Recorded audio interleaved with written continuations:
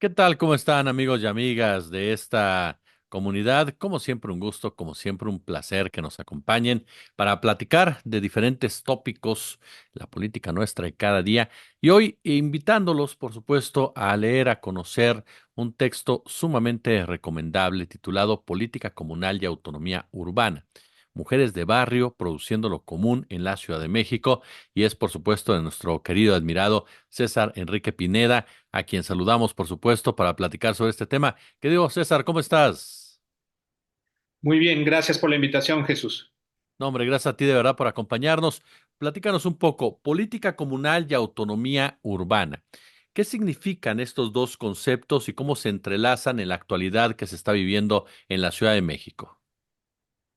Bueno, hay que decir que es una experiencia y una investigación poco usual porque los procesos de autonomía han sido generalmente asociados a los pueblos indígenas y a las áreas rurales en América Latina. Es decir, procesos de autoorganización desde abajo que permiten la reproducción social de la vida, es decir, que se organiza incluso autogobiernos, como en el caso del Ejército Zapatista de Liberación Nacional, o se organiza la producción de manera alternativa, como en el caso del movimiento Sin Tierra en Brasil, que aglutina a millones de campesinos que antes no tenían tierras y que se reagrupan precisamente en una nueva forma, agrovillas les llaman por allá. Por tanto, hablar de autonomía significa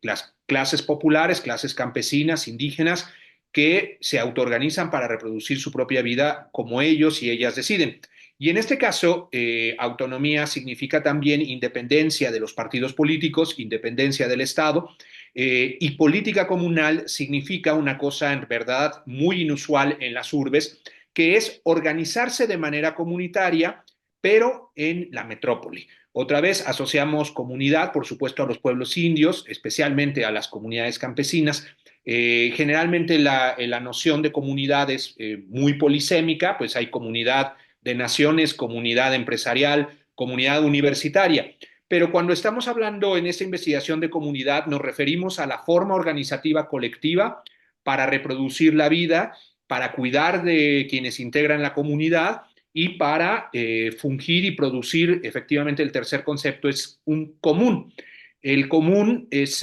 un concepto que ha venido creciendo en la academia crítica, pero que no es una idea de los teóricos, sino una relación social existente.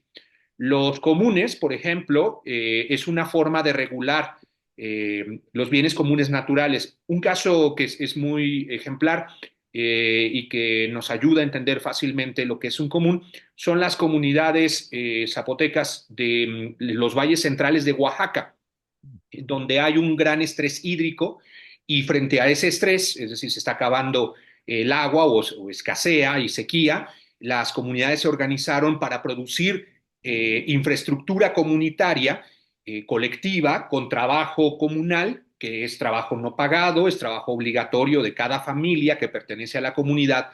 para crear cierta infraestructura que lleve y capte agua y que los introduzca en los pozos. Por eso a la Coordinadora de Pueblos en Defensa del Agua, Copuda, les han llamado sembradores de agua, porque frente a lo que parece un problema que no tiene solución o que solo tendría solución mediante gran tecnología o gran intervención con los acuíferos, con trabajo comunitario se capta el agua, se introduce en los pozos y pueden mantener su producción agrícola. Pero la gestión del agua no solo significa la construcción de esta infraestructura, sino el cuidado del agua. Significa poner sanciones a quien la gasta o de manera imprudente y también buscar formas colectivas para utilizar agua en el cultivo de manera mucho más sustentable. Entonces, si se ve todo eso,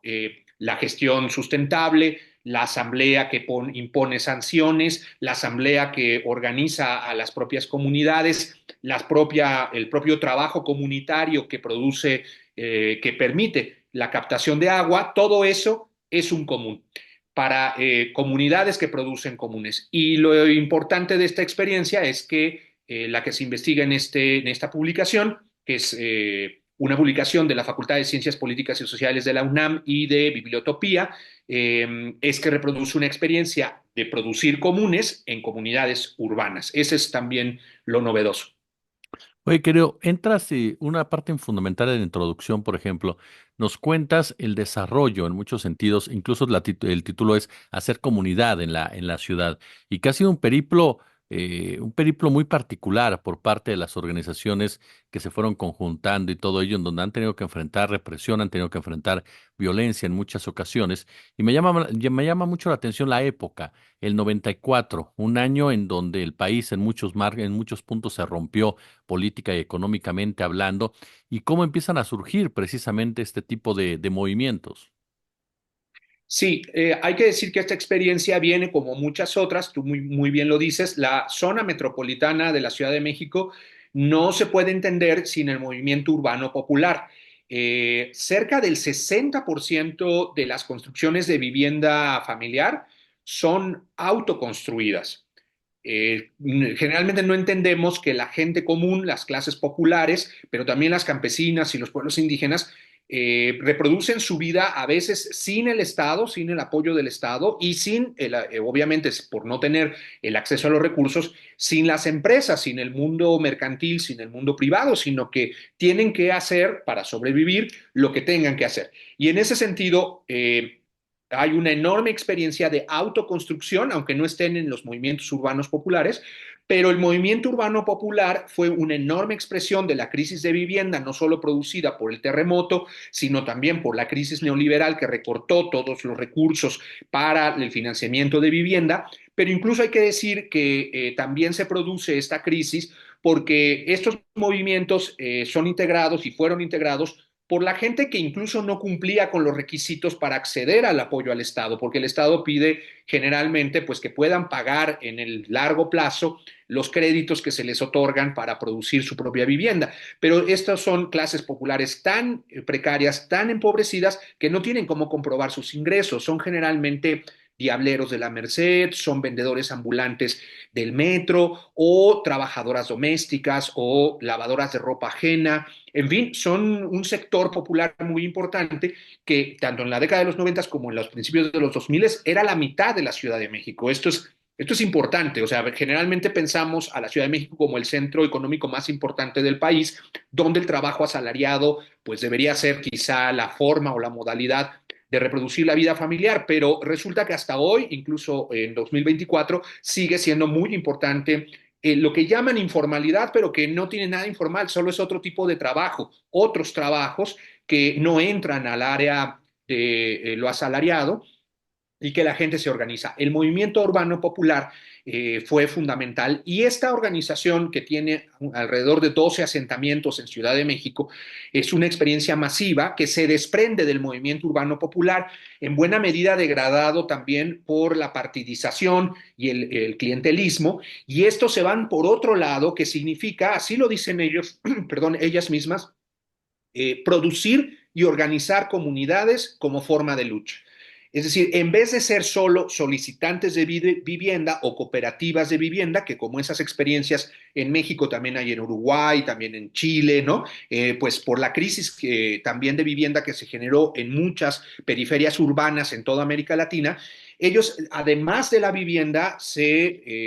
tuvieron como objetivo y decisión política producir comunidad. ¿Y qué significa producir comunidad? Producir también la seguridad colectiva, tienen promotoras de salud, promotoras de educación, tienen farolas solares, tienen plantas de reciclaje y de reciclamiento del agua, funcionan bajo asamblea, tienen radio comunitaria, tienen huertos en pleno Iztapalapa, se cultivan lechugas, jitomates, etcétera, formando una vida comunitaria que no es que sea una red simplemente de fraternidad y cooperación, significa un proceso de autoorganización muy difícil para las clases populares, pero que implica el trabajo de las familias, la comunidad siempre es trabajo interfamiliar, que también produce una serie de deberes muy parecidos a los que aparecen en los pueblos indígenas, un sistema tradicional de deberes con el trabajo comunitario, que en Oaxaca se le llama tequio, en otros lados se llama vuelta a mano, en Colombia tiene distintos modos en todos los pueblos indígenas. Entonces, en ese sentido, el trabajo organizado alrededor de sistemas de deber va formando autoridad porque se tiene que regir y organizar ese trabajo para proteger a la comunidad, para producir la vida comunitaria. Y esta experiencia que es la que retomo y que no solo es la descripción, por decir así, de este enorme movimiento que debe integrar miles y miles de personas en el oriente de la ciudad, en Iztapalapa, en Iztacalco, en Tláhuac, en los distintos asentamientos y uno en específico en la cooperativa Capatzingo, que tiene una unidad habitacional de 9 hectáreas, eso es una cosa muy grande, con cerca de 500, 600 familias que se han desdoblado porque esta experiencia ya tiene más de 3 décadas. Se refiere efectivamente a una forma inusual del movimiento urbano popular. Raúl Sibeki, que es uno de los intelectuales pues, que conoce a los movimientos sociales en toda América Latina, que ha estado en muchos de los movimientos de América Latina, visitándolos como periodista, como intelectual, se ha referido cuando lo invitamos a que conociera esta experiencia como la autonomía urbana más importante de América Latina. Pues estamos hablando de un proceso muy importante, que no es muy conocido, no es muy visible, pero lo importante además es que muestra que la forma comunitaria de organización con trabajo, deber y autoridad que se reproduce en otros pueblos indígenas o en otras organizaciones y experiencias de movimientos sociales rurales, también se puede hacer en la ciudad. Y esto es fabuloso porque significa que la gente de las clases populares también podría tener una oportunidad de autoorganización para dignificar su propia vida y también llevar la reproducción social cotidiana de otro modo, en una zona pues que todos sabemos es sumamente conflictiva, con altos índices delictivos, con altos índices de pobreza, pues prácticamente se ha construido un oasis y una forma política de autoorganización que podríamos decirlo sin exageración es la comuna de Iztapalapa. Y hay un punto que me da mucho la atención, esta excelsa explicación que nos das. Regularmente, ¿no? Se cae mucho en el error de pensar o creer que hay solamente el tema del capitalismo, que el capitalismo como sistema dominante o hegemónico, no sé, tú eres el experto de cómo definirlo como tal, es la única manera que existe en las sociedades para organizarse, pero con base en lo que nos estás comentando, pues hay prácticas, como bien lo defines en el texto, no capitalistas o no plenamente capitalistas y en algunos casos totalmente anticapitalistas que emergen, que se sustentan y que muestran en un momento dado esa opción contraria a lo que el mismo sistema te ha dictado durante tantos años. Sí, es una visión que unas teóricas feministas llaman capitalocéntrica. Es decir, también nosotros vemos desde las urbes, desde los trabajadores asalariados, como si la humanidad misma se reprodujera solo sobre esa vía. Y la verdad es que las cifras lo desmienten. Hay cifras que hablan de que 2.000 millones de personas, o sea, un cuarto de la humanidad, depende por completo de estos comunes que yo explicaba hace un momento, es Ujú. decir, de la gestión colectiva comunitaria de los bienes comunes. Estamos hablando de que en el mundo todavía hay 70 millones de personas que son nómadas, estamos hablando de cerca de 70 o 80 millones de personas que son pescadores tradicionales o artesanales, que no son la gran industria, estamos hablando de que en América Latina el 90% de la tierra son pequeños agricultores, es decir, no es la gran producción hacia las exportaciones, sino la pequeña agricultura, tanto de autosubsistencia como para el pequeño mercado, que no es un mercado orientado a la máxima ganancia, sino a los agricultores. Como yo mencionaba, estos pueblos indígenas de Oaxaca, que venden muy poco producto, pero que son lo que les ayuda a sobrevivir. En fin, estamos hablando de millones y millones de personas en todo el planeta. En América Latina hay cerca de 500 millones de personas que están viviendo ahora de huertos urbanos, es decir, de una cosa que no entendemos que existe porque pareciera que no se ve. Entonces, estamos hablando de que una enorme parte de la humanidad, las formas capitalistas del mercado no dan para reproducir su vida. Y la gente, como siempre ha hecho, se autoorganiza y tienen sistemas, que es lo que descubrió precisamente, y por eso le dieron el Nobel a Ostrom, que es una investigadora que redescubre, curiosamente, redescubrir cuando han sido sistemas desde hace mucho tiempo, sistemas de lo común. Es decir, ella va investigando por todo el planeta estos sistemas que a veces tienen 300, 500, 700 años de funcionamiento para coordinarse, para gestionar, por ejemplo, los pastizales, que si todo mundo pone su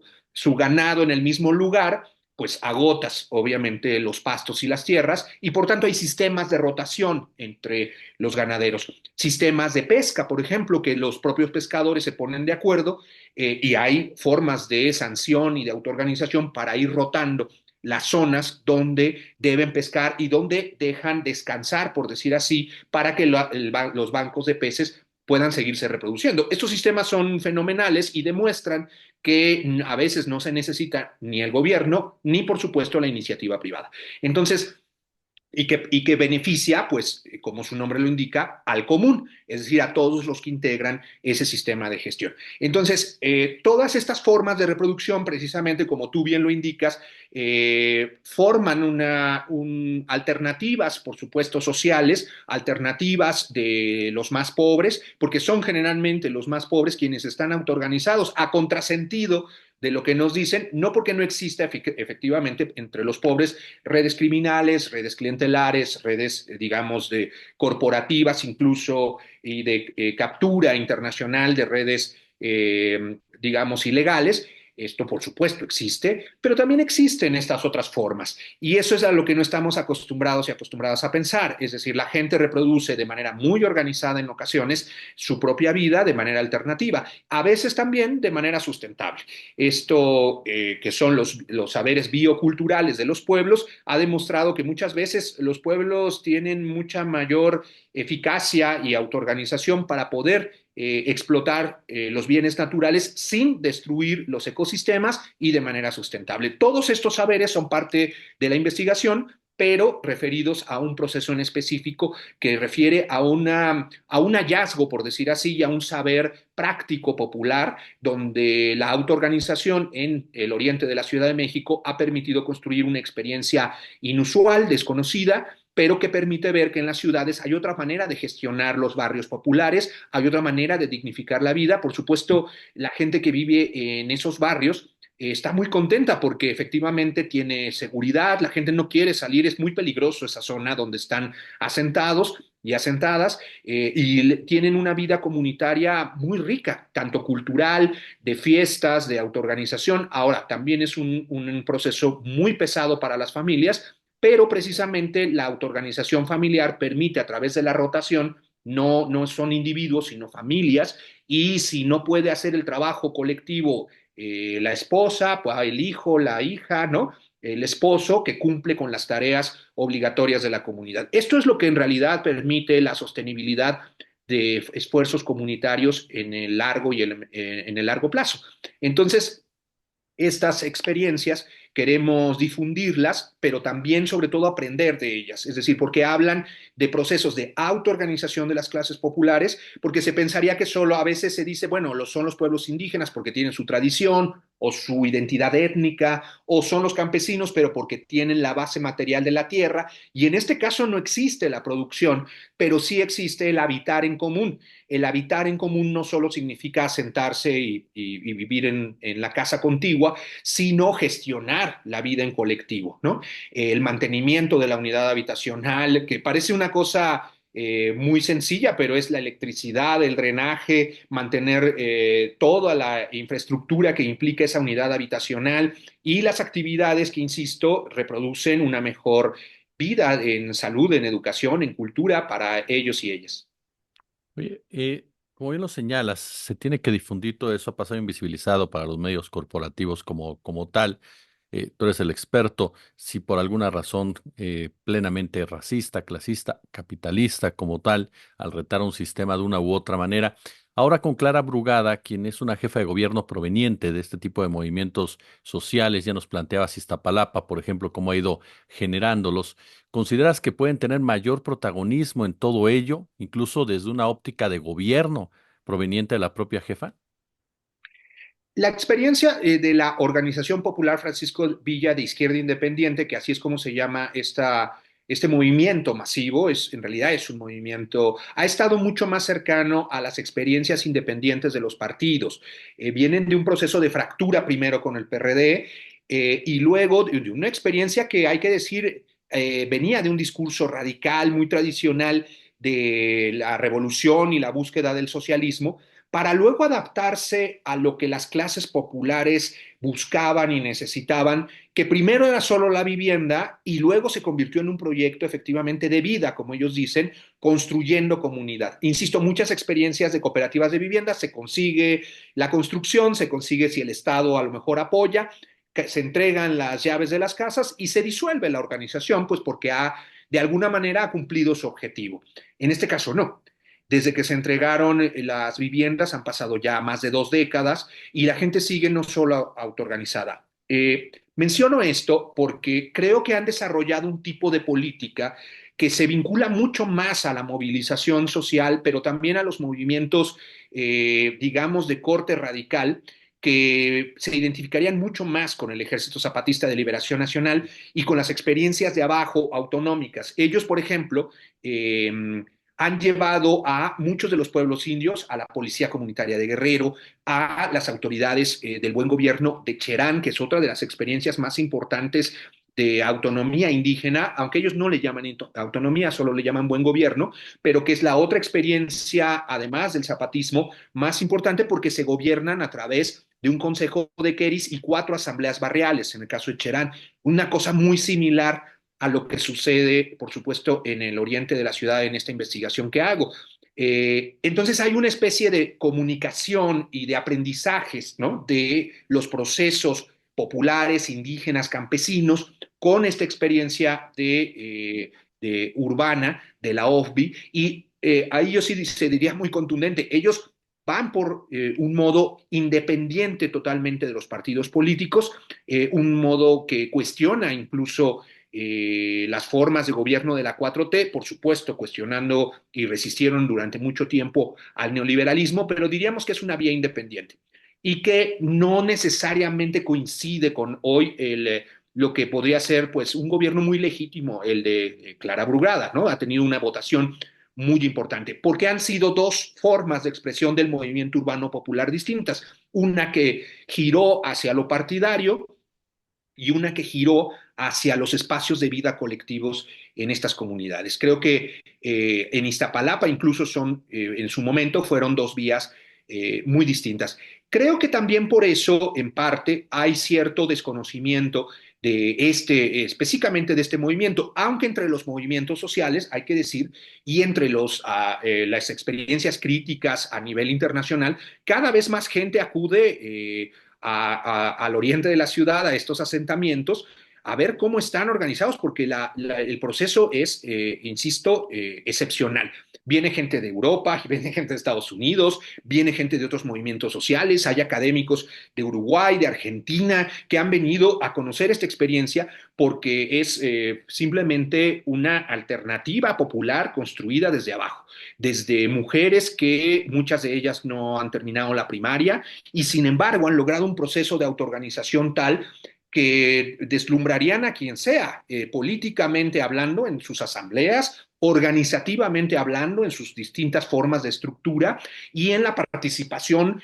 de las familias desde abajo, que es impresionante. Este proceso, materialmente, uno entra a los lugares, hay que verlo para cuando quieras y para si quieres ir, podemos hacer una Sin duda, gestión con las compañeras para ir y conocer sin duda. estos espacios, pero materialmente uno se deslumbra cuando entra a estos lugares, no solo por estar en medio de, insisto, de la precariedad del oriente de la ciudad, sino porque uno ve otro orden, un orden comunitario, un orden que permite gestionar la vida sin mucha riqueza, obviamente sin lujos, pero que permite la dignificación de la vida de las clases populares. Pero cuando uno conoce lo que está detrás del proceso material, que es el proceso organizativo, yo diría, ahí se está construyendo, Clara Brugada habla de las utopías, que son un proyecto fenomenal, me parece muy importante en Iztapalapa, pero yo hablaría de otro tipo de utopía, el de utopía donde la autoorganización de las mujeres permite gestionar y reproducir la vida en común, haciendo su propia política, haciendo sus propias asambleas y dirigiendo su vida como ellas quieren. Ahí lo tiene usted, amigo y amiga de la audiencia, política comunal y autonomía urbana, mujeres de barrio produciendo lo común en Ciudad de México, del maestro César Enrique Pineda, para que ustedes le echen un ojo, para que conozcan de verdad esto que de verdad, bien lo señala César, se vuelve imprescindible en muchos de los sentidos para cada uno de nosotros. Querido César, siempre es un placer escucharte y aprender de ti. Muchas gracias por la invitación y por poder difundir este trabajo. Invitaría a toda tu audiencia a conocer el libro, siguiendo las fechas de presentaciones. Vamos a estar por toda la ciudad. De luego se hablará también de cómo en el resto del país se hará llegar el libro. A través de mi cuenta de Twitter, aunque tengo mi página, pero en realidad es más móvil y mucho más fácil. Twitter, @César Pinedar, daremos a conocer las fechas, ahí está el calendario. Estaremos en UACM, en el Instituto Mora, en el CIDE, en la Guanxochimilco, en Huamascapotzalco, en fin, en muchas más universidades y también quizá en algunas universidades de otras partes del país, además de, insisto, decir cómo le haremos llegar esta experiencia a otras partes del país y del mundo, que mucha gente está interesada, por supuesto, en esta autonomía urbana de las mujeres de Ciudad de México.